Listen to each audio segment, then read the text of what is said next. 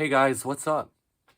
I'm going to be doing a bit of a commentary here for my new album, Dream Phase. And this is going to be totally unscripted, so yeah, let's just get right into it. So the first song on this album is actually a song called Coconut Water. And it was also, coincidentally, the first song that I really sat down and wrote for this album. Lyrically, it's a song about kind of feeling stranded on the island of life.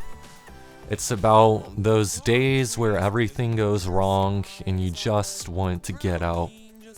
And I wrote it, of course, after experiencing one of those days. I just kind of sat down. I probably made it in like 30 minutes. It was not really hard to write once I had this tropical island theme down.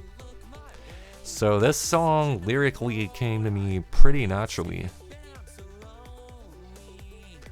The theme for calling it Coconut Water, it kind of just randomly came to me. Like, I was literally laying in bed one day and it just popped into my head, Coconut Water.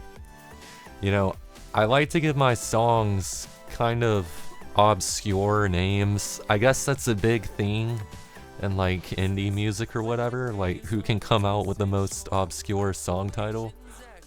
So I really like to give my music really unique and intriguing song titles, and I feel like if I saw a song named Coconut Water, I would have to listen to it because it's so intriguing. So I found myself laying in bed and I just had this idea to make this really kind of upbeat, dance-esque song that sounds, I guess, the way I think Coconut Water would sound. For me, it's very important to give my music kind of a upbeat and happy ending, I guess, so to say. So the big twist in Coconut Water is that in the end the narrator kind of decides to embrace the unknown instead of, being so distraught with life. They kind of learn to just embrace the fact that they are where they are in life. And that's kind of the message I convey at the end of the song. Musically, I probably made about 3 versions of this song before I finally played the lead hook and was like, oh yeah, this version of this song is the one I'm going with. I just could not get it right until the hook came to me. I just was randomly playing on my MIDI keyboard and the hook kind of just appeared. So that's kind of the backstory to Coconut Water.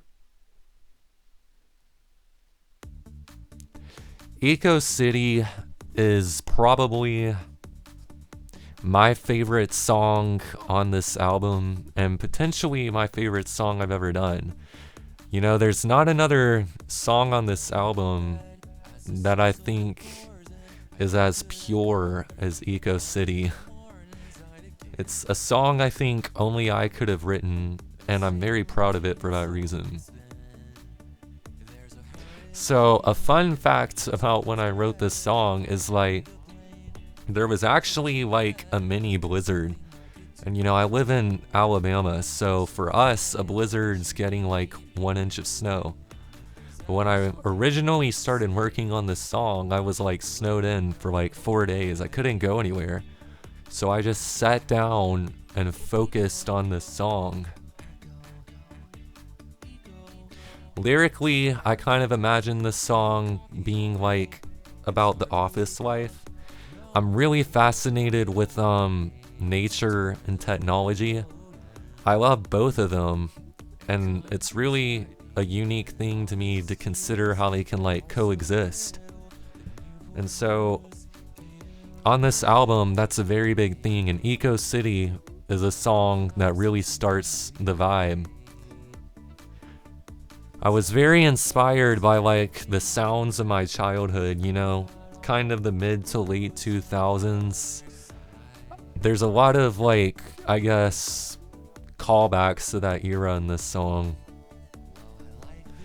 And when I was recording it, I had nothing better to do.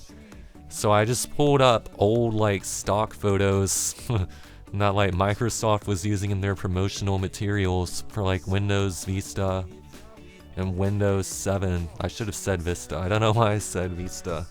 It's because I'm recording myself.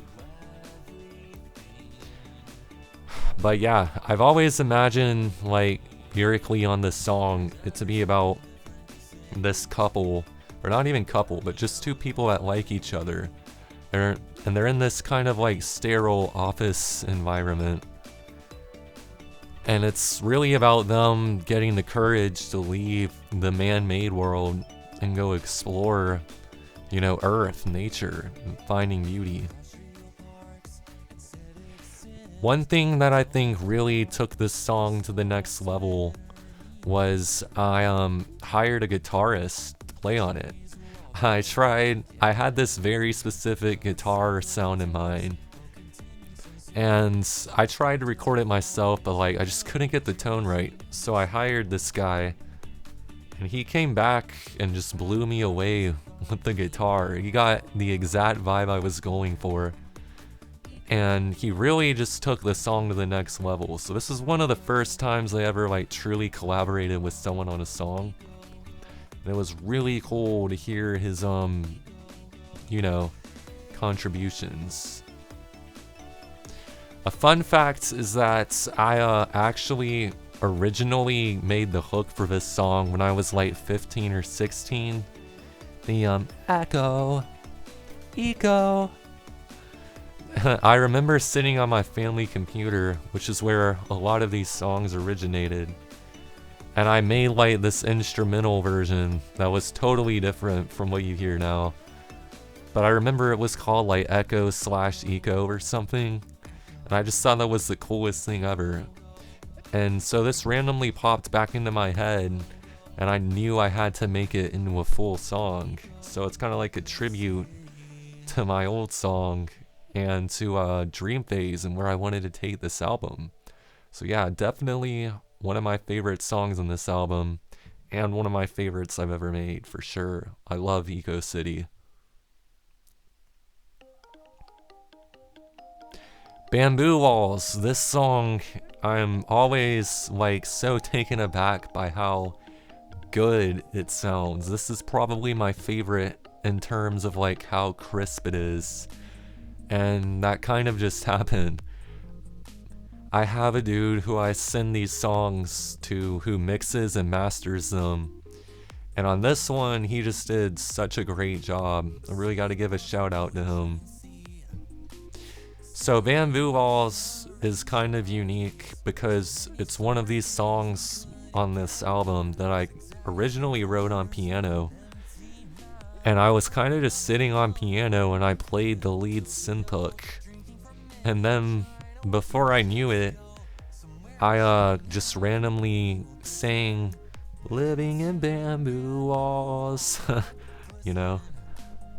And yeah, from there I kind of just went to my computer and immediately played what I was playing on piano on my synth.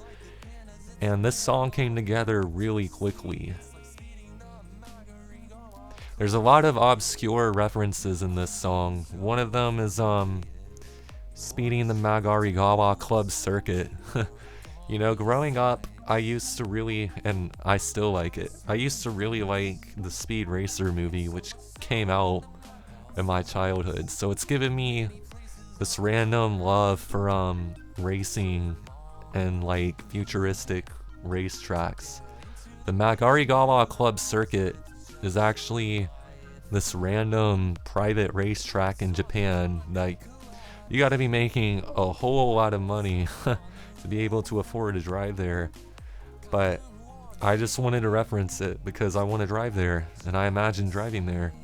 There's also a reference to like this Fuji Apple Valley of Paradise. That's actually a reference, one, to my love of Fuji apples, but also I used to make games on Roblox when I was younger. Like, I was huge on coding, and I had this game that was basically a copy of the Minecraft survival games, and I made a map for it that I really wanted to live in called Fuji Valley.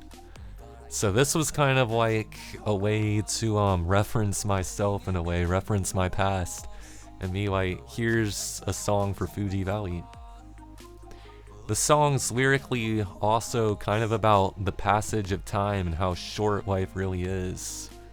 You know, there's so many things I want to see, and hopefully I'll get to see most of them, but it's also like a song about how life's so short that, I mean, there's so much we may never get to see in a lifetime. So it's really almost a sad song. It's definitely a song about like just watching time kind of fade away right before you. I've been wanting to call a song Bamboo Walls for years now, and it was the second that I played this hook, I knew I finally had my Bamboo Wall song. I was very happy. A really cool thing is at the end of this, you'll hear this kind of high-pitched string sound. That's actually me playing my acoustic guitar, and I'd actually just had my friend Joseph show me how to play the pentatonic scale, so that was almost like an Easter egg for him. I was like, here's the pentatonic scale, here's what you showed me, and it fits so well, so I'm super glad that he showed me that. The song would not be the same without it. Maple Treeway was probably the hardest song on this album to make for a variety of reasons. I think lyrically, I really wanted to include almost like a sad song, like a ballad of sorts on an otherwise super electronic album.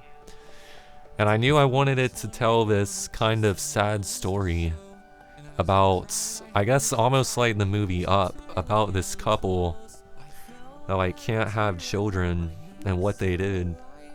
Writing the lyrics for this song was super hard. It was very hard for me to get the imagery that I wanted while keeping it, I guess, sad in a way.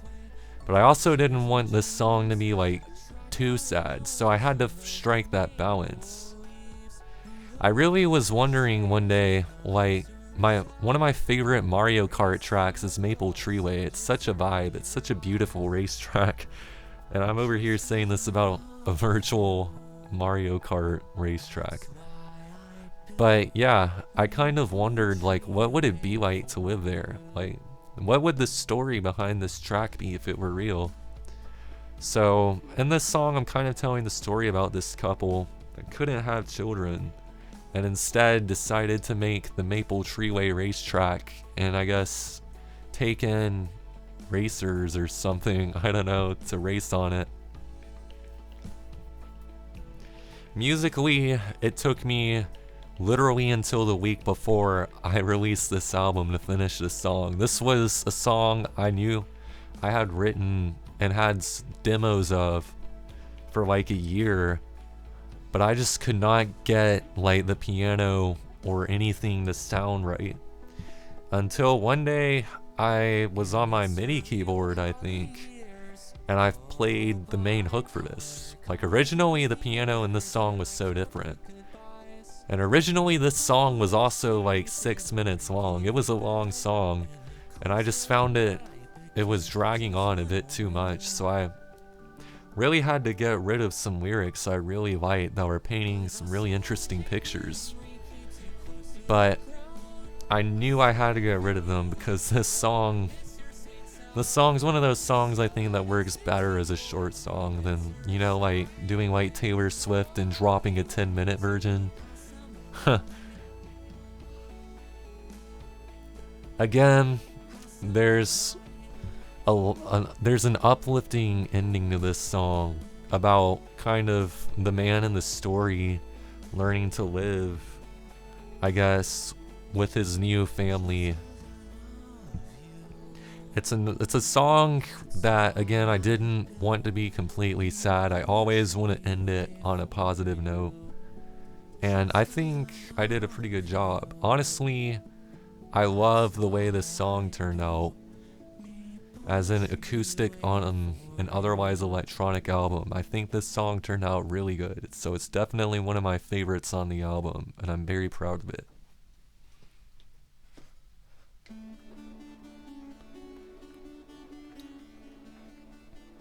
Butterfly Eyes is kind of the dance song of the album. I'd say more so than any other song. This is my EDM song. And it tells a story about this girl that I met, of course, right? It's one of the few songs on this album that's actually about someone who I knew. But there was something so unique and incredible about her eyes. It's like when I looked in them, I just saw such beauty. I saw like the whole universe in her eyes. It's hard to describe. It sounds kind of, I guess, crazy. But I was just so inspired by her gaze that I remember I went immediately to a piano. Actually, my school at the time had this music room just full of pianos, so I remember I went in there one day and just immediately made the hook. I have a butterfly stomach and you have butterfly eyes. I just play that on the piano. Yeah, there's a lot of funny things in the lyrics that reference actual conversations I had with her, like I'm wearing flip-flops to the Antarctic tide and a trench coat by the fireside. Like, I don't know why, I just randomly, we had a conversation where words were said that were very similar to that. So yeah, this song's kind of just like a fun reference back to those days. Musically, this song has a very like 2010s EDM vibe. I thoughts about changing it from that vibe, but nothing else really fit it. And I feel like there's a good nostalgic element in my music that makes it acceptable for me to make something that sounds kind of, I guess, like this. You know, like, I try to make, like, I guess, my music have that nostalgic flair. I don't really listen, I do listen to modern dance, but not a lot, and I think it does show in my work, and there's definitely a 2010s pop kind of vibe, and I think that gives it kind of a unique flair, for sure.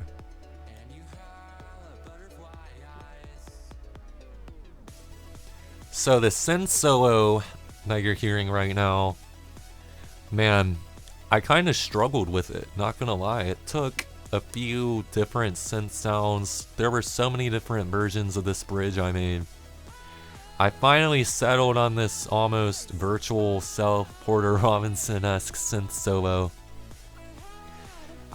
This was right after Porter Robinson's album Smile came out, that I kind of got inspired to use that sound, so that part's heavily inspired by his synths on Smile.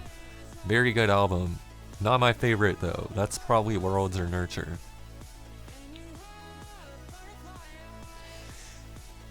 And if you're wondering what happened with the person who this song is about, I actually asked her out and she said no. So yeah, great, happy ending there for you. But at least she gave me this awesome song, so I gotta thank her for inspiration at least, right? And yeah, that's the backstory to Butterfly Eyes. Interrupted by Fireworks is a song about my fascination with fireworks, as the title implies. You know, ever since I was a kid, I've always wondered what it would be like to like fly inside a fireworks show, like above everyone. So I've always wanted to make a song about that, and this is kind of the result. When I was younger, my sister actually made a stop motion that was based off of Final Fantasy VII, which is super random but true. And one of the things I did was actually, I made the soundtrack for that stop motion. So some of my earliest songs were actually based off Final Fantasy VII, which is crazy because I've never even fully sat down and finished the game. Like, I played it, but only here and there. So this song title was a reference to that game, which has a song with the same song title, but it was also a reference to this song I made, which was also called Interrupted by Fireworks. And it was a really cool piece because it's one of my first like ambient pieces. And I wish I could hear it again. It's actually on my old MP3 player, so I could probably find it if I really wanted to. I just gotta pull that thing out. But yeah, this was a tribute to me, my sister, and Final Fantasy. Lyrically, there's a lot of double meanings. Most of my music does have multiple meanings. So like, of course it's about flying above the fireworks, but also this is a song about I guess a common theme on this album is like couples getting split apart. I have no idea why. That's just such an interesting concept, especially like if one of them dies. But I guess I just always contemplate like what would it be like when your lover dies? It's a really odd question, I know. So I kind of imagine this scene of a dude whose lover has passed on, so he's also kind of wondering like if she's up in heaven watching the fireworks. In the end, see, this is where this song gets so dark. I kind of imagine just him getting blown up. Like, I had to blow up the characters in this song. I imagine like a nuclear bomb or something just exploding. That's so random and so dark, but also like, yeah, that's what I imagine. I imagine him getting blown up in the fireworks show, so GG for him. Musically, I really wanted there to be a kind of soft middle to this otherwise super upbeat album. But I wanted to give it like this huge outro. I knew if I was gonna make a ballad, I'd want it to have a big outro. And that was actually pretty easy to achieve. I just spammed a bunch of super saws and called it a day. So yeah, that's Interrupted by Fireworks. Definitely one of my favorite slow songs. Sky's Edge. This song kind of almost started as filler, and it really quickly turned into one of my favorite songs on the album. It's such a pure song. I very much kind of just followed my own musical instincts. I wasn't really inspired by anyone or anything, I guess. The song's almost like the answer to Interrupted by Fireworks. It's like, here's what it's actually like up in the sky. I imagine like being an astronaut and floating over the earth. Like, what kind of feelings would you have? I feel like it would be super surreal and you'd feel almost insignificant. Like, Earth's so small compared to the universe around us.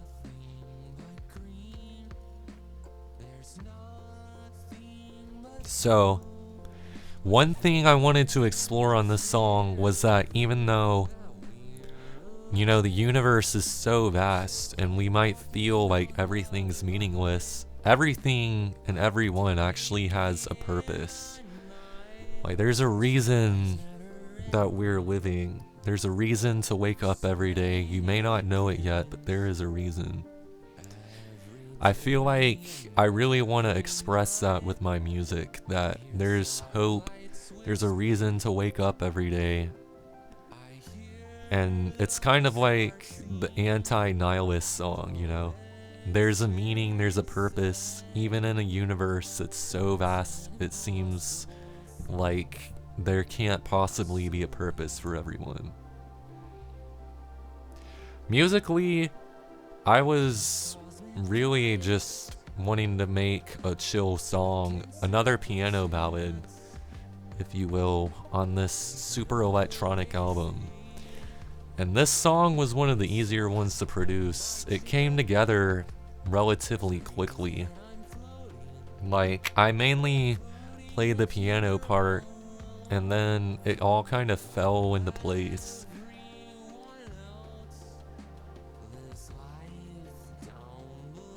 I was super stoked when I got this song back because the dude who mastered it, he just really brought it all together. Like originally the pads you hear right now were way lower in the mix, and he, I guess, heard them and realized how cool they'd be a lot wider or a lot louder in the mix. And I'm really glad he did that because that just made me like this song so much more. Those pads sound really cool. And they're pretty much just like random synths run through tons of reverb. It's easy when you're producing these songs to kind of get lost in the process. So to have someone else go in behind you and pull out elements they think sound good is a huge help. It really brought this song to the next level, I think. Getaway is like probably the catchy song. This song is actually almost like a tribute to my younger sister. So my other sister liked Final Fantasy and likes film and stuff. My youngest sister really likes the ocean, and so I made this song as a tribute to her in a way. I really wanted her to have a song to dance to and vibe out to. So there's lots of references to random obscure things she likes, like for example, Jacques Cousteau. Lyrically, I also wrote this song about being on an island in a volcanic eruption. Like, I am kind of imagine like Woohoo Island, like the Wii Sports Island, Wii Sports Resort Island. I imagine like, what if you were there when the volcano erupted? What would the emotions be? And that's a common, again, it has a common thread of the two people getting separated or whatever. It's just a really fun concept, I guess. It's a violent yet interesting concept. Another cool thing is you can actually hear my younger sister on the backing vocals on the song. I actually brought her in and recorded her, and that was really fun. I think she definitely gives this song a nice contrast to the others for sure. It's pretty funny. This song, like many other songs, kind of just existed in my head for a while. I had that pre-chorus, I don't know what you'd call it, the I don't wanna leave, oh, I don't wanna leave on that voice crack. I don't wanna leave on this string getaway weekend. Yeah. I think I originally called this song like Icicle Weekend or something, because it was based off, I guess, a true story. But I came out with that when I was like 15. On this freezing cold weekend I had. And I kind of just knew, like many other songs, that melody fit this song. The instrumental I had in my head, and I kind of just, played it on my computer. It was not really a hard instrumental. This might have even been one of the easiest instrumentals on this album to make, which I'm thankful for. It's just some basic synths, some nice MIDI, sounds. I love using the MIDI presets. They really give the music a gamer kind of feel. And yeah, that's kind of the backstory to Dream Getaway. It's a song about volcanoes, but it's also like happy. So, you should be happy if you ever are caught in a volcanic eruption. That's the moral of this story.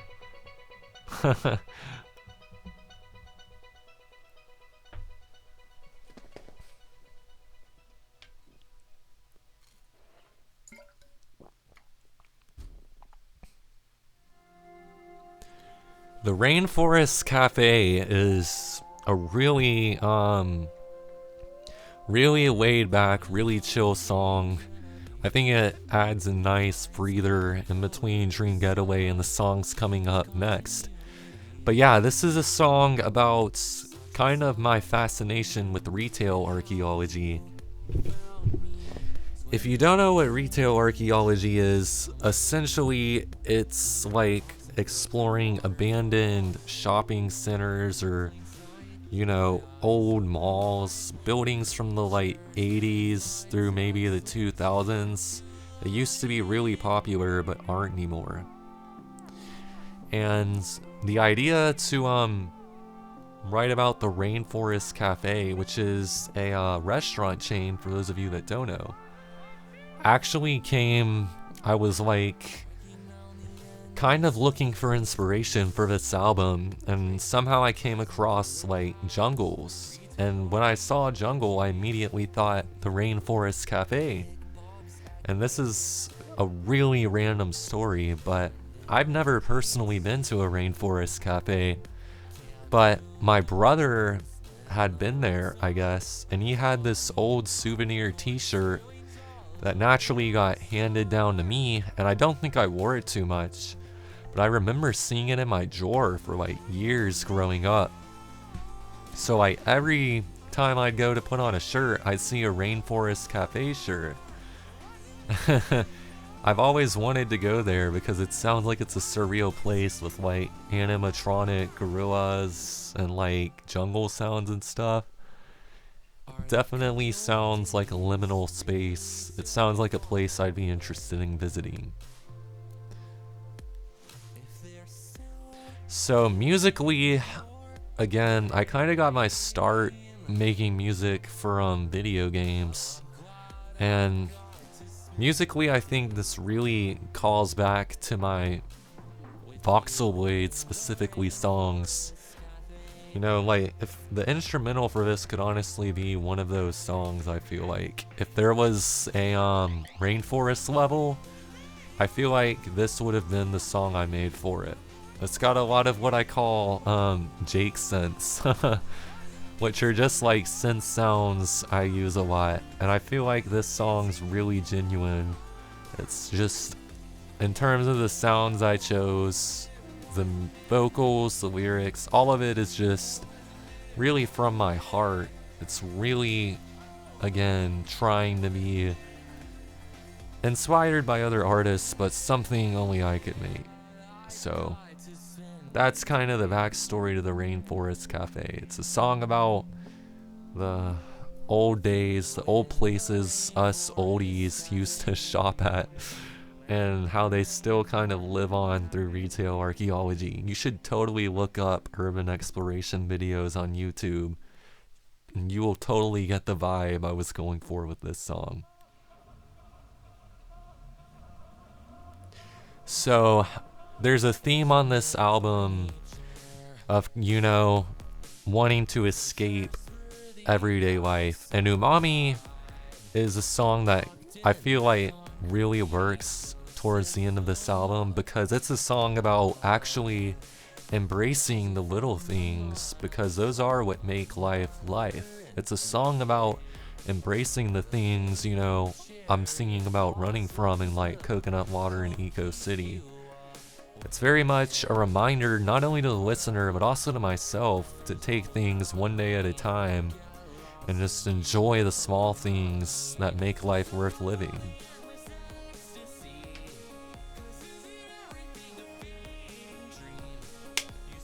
So the title for this song, I think umami is just a fun word in general.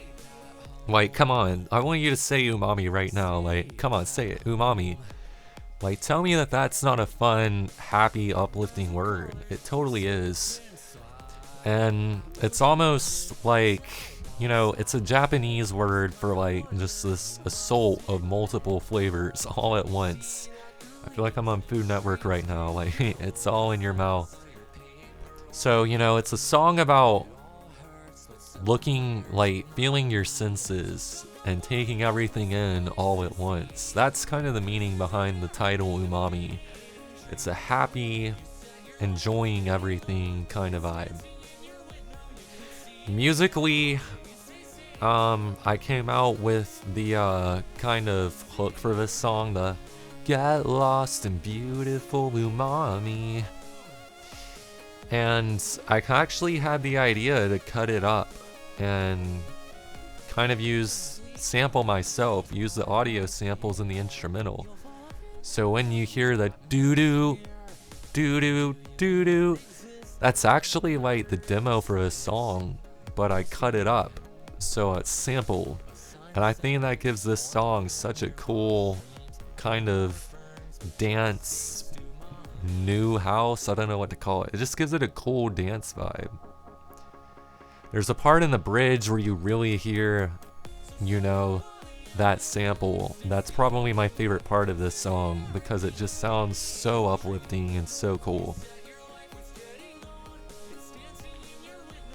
So yeah, like I said, this song Umami, I knew I wanted it to be towards the end because I feel like it kind of completes the journey we start in Coconut Water of being done with life or done with things as they are. Umami is almost like the acceptance part where you realize that life is worth living and that it's the little things that make it count.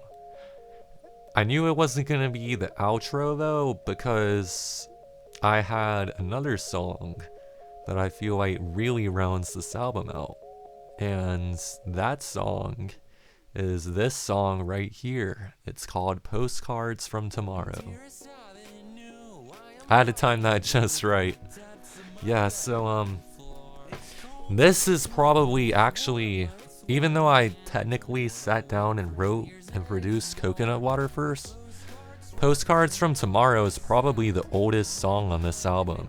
The piano riff I actually had in my head, and I wrote lyrics to it when I was like 12 or maybe even 11. And it was for this song called The Piano Man, which is like literally the first song I ever wrote. And yeah, it is based off another song of the same main.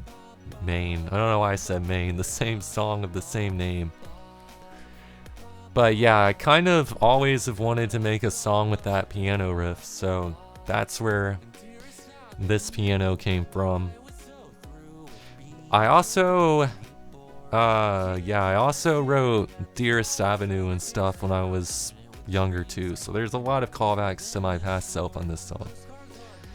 This is really a song about, you know, looking at the future and enjoying, like, I guess, what the future could be. It's a song about, you know, realizing you have the power to make your own future and that you're not constrained by anything but yourself.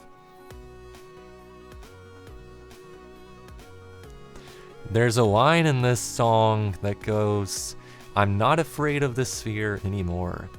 And, you know, when I wrote it, again, I was like 11 or 12, so when I wrote it, I think I just thought it sounded cool. I don't think I really was looking for a super deep meaning or anything.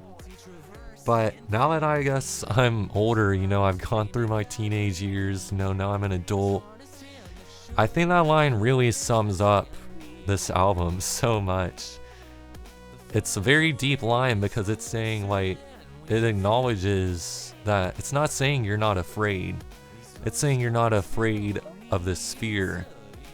So, you know, it's acknowledging that fear is something you're gonna feel. It's something you're gonna face, but you have to be not afraid to experience it, and you have to take it head on and just accept that it's a temporary thing and you need to keep moving forward. And that's like really inspiring for me. So that's why I kept that lyric from my original version of this. So when I originally made this song for the bridge, I knew I wanted that synth solo in there, but I was really running out of ways to make it sound good. So on this song, I actually used Suno, which is an AI music thing, for inspiration. I threw the demo in there and remixed it. And it actually made an EDM version. I knew that was awesome. So I went in and kind of made my own EDM outro for this song. And I think it makes the album. It's one of my favorite moments in the whole album when this huge outro drops. So yeah, that is the backstory behind Postcards from Tomorrow and kind of a backstory of my whole album, Dream Phase. Thank you so much for listening to my music. It really does mean the world to me.